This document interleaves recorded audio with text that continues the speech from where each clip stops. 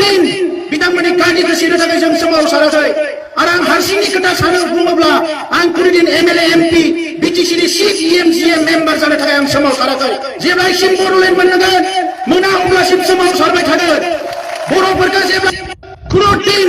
बिथांमोननि गारिखौ सिनो थाखाय जों सोमावसाराखै कुनुदिन बिथांमोननि गारिखौ सिनो थाखाय जों सोमावसाराखै आरो आं हारसिंनि खोथा सानो बुङोब्ला आं कुनुदिन एमएलए एमपि बिटिसिनि 6 इएमजिएम मेम्बार जानो थाखाय आं सोमावसाराखै जेब्लासिम बर'लेण्ड मोनगोन मोना अब्लासिम सोमावसारबाय थागोन बर'फोरखौ जेब्ला कुनुदिन बिथांमोननि गारिखौ सिनो थाखाय जों सोमावसाराखै कुनुदिन बिथांमोननि गारिखौ सिनो थाखाय जों सोमावसाराखै